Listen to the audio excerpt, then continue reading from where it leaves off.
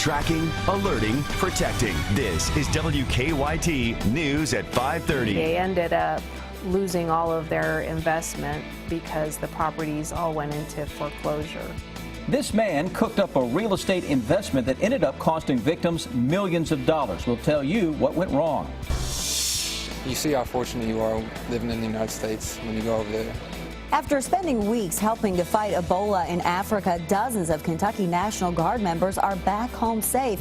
We'll tell you why these airmen will not have to undergo quarantine. And we'll tell you why people in Jackson County could have to wait until January to receive their property tax bills. WKYT News at 5:30 starts now.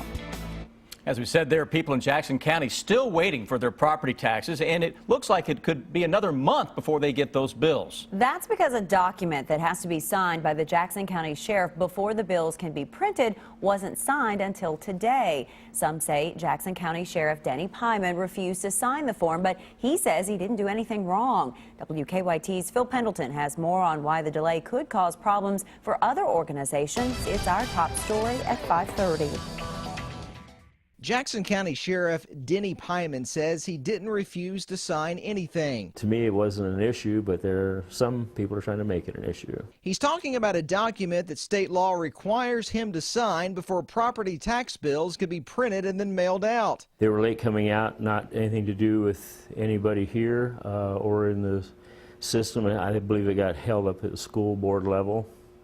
So it's actually a month late because of that. He says when the first document was left by the county clerk, he simply didn't see it. And for some reason, it got misplaced or whatever. Regardless of the reason, bills will not be printed until December, which means those dependent on the revenue like the ambulance service or the public library will be delayed in receiving funds. Pyman says his office will also be collecting the tax payments. I am by law required to take the taxes, and which I have done. I've done it the last couple of years by myself with one employee. Pyman has been at odds with other county officials. We were there earlier this year when he arrested the judge executive. Charges were later dropped with what the prosecutor said was lack of evidence. Pyman says the fiscal court stripped him of money and staff, placing a hardship on his office. I have no equipment. I have all the funds that come through my office go strictly to the fiscal court. The county clerk says property owners will still receive the same amount of time to pay their taxes and receive the appropriate discounts. In Jackson County, Phil Pendleton, WKYT. We tried to get reaction from the Jackson County Library director since the library will be late receiving revenue. She said it will be tough, but they will get by.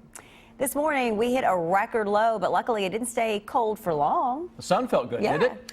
Don't get too comfortable, though, because it looks like we could have flurries on the way sometime soon. Chief Meteorologist Chris Bailey's here to explain it all. Chris? Yeah, it is an Arctic front that is bearing down on the Bluegrass State yet again, so think of this afternoon's 40s as a little bit of a bonus. Even though that's still colder than normal, it's just not the extreme stuff that we had over the past several days. A little look at our live first alert defender picking up on that Arctic front that is now crossing out of Ohio, out of Indiana, and toward the Bluegrass State. Ahead of that, gusty winds today have been cranking up behind it, some snow showers and flurries, but nothing is out there as of now on live first alert defender. Sweep going round and round, can't find a whole lot for us to talk about. That'll change, though, the deeper we get into the evening and certainly later tonight. Beautiful sky cam coming out of Lexington as those clouds increase as the sun calls it quits for the day. Temperature at 45 degrees. Now that was at the top of the hour. Next update at 6 will show a big drop off with that.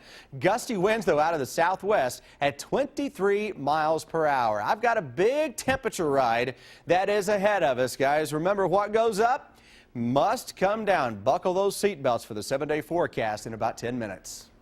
Thank you, Chris. Firefighters are trying to figure out what caused a central Kentucky home to go up in flames this morning. Our county-by-county coverage begins in Scott County. It started about 3:30 this morning in the attic of a house on Bourbon Street in Georgetown. One man says he smelled smoke and rushed to wake up the rest of his family. Crews say that 10 people lived in the home and everyone made it out safely. Charles Masterson lives on the second floor of the house. He says he's just thankful his 1-year-old son was staying with relatives. I had a bunch of stuffed animals that were his, all gone. Just stuff you can't really replace. Fire investigators are still working to figure out what started the fire.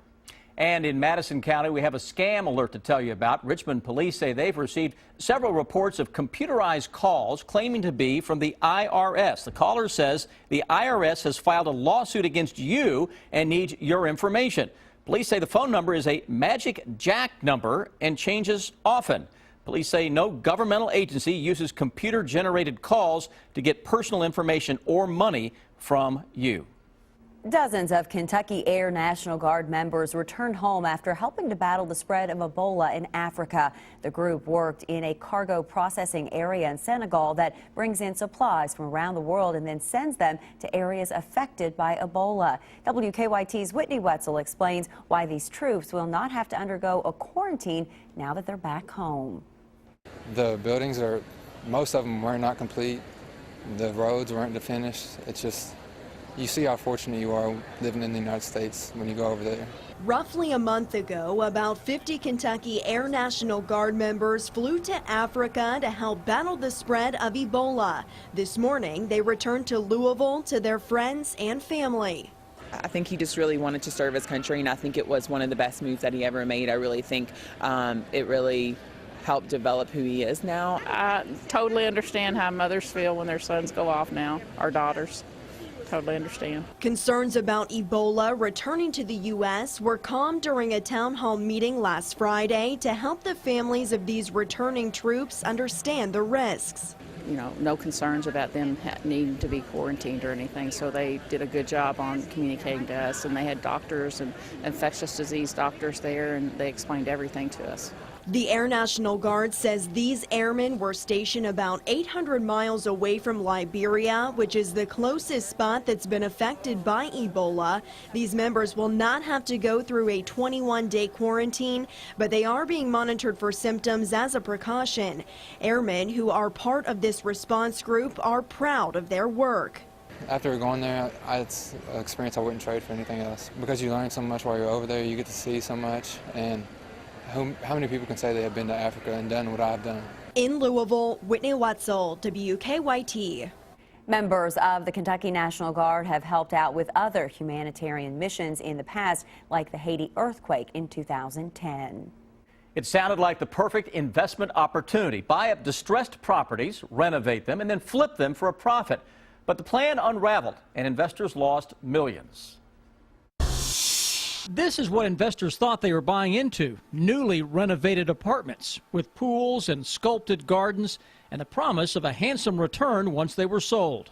He was buying distressed properties, and he was going to renovate the units, have them leased, and then sell the property at some point at a profit for his investors.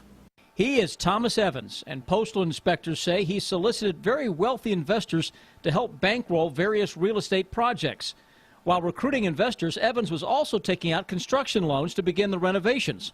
But the project soon hit a snag. At some point, he started realizing he was not going to be able to run these apartments at enough of an income to support his debt. But instead of telling investors, authorities say he chose to falsify documents. If investors asked questions, he simply lied. The investors weren't really sure what was going on, so they went to visit the properties and found that the properties were in a horrible state of disrepair. The renovations that he promised them were not being done, and there was no possible way that he was getting the occupancy rates that he was telling them he was getting. More than 50 victims lost millions of dollars. They ended up losing all of their investment because the properties all went into foreclosure. Evans pled guilty in the case. He was sentenced to 14 years in prison and ordered to pay $12 million in restitution to those investors. The weather's always been good for this week, and it's really hurt us. It's a battle to help save lives. In just a few minutes, we'll tell you why the wintry weather is affecting one organization's efforts to help people across the state. I'm Bill Bryant. Former U.S. Senator Alan Simpson is in Lexington today. He granted me a Kentucky Newsmakers interview, and he predicts the future for Kentucky Senator Mitch McConnell. The bottom line is ahead.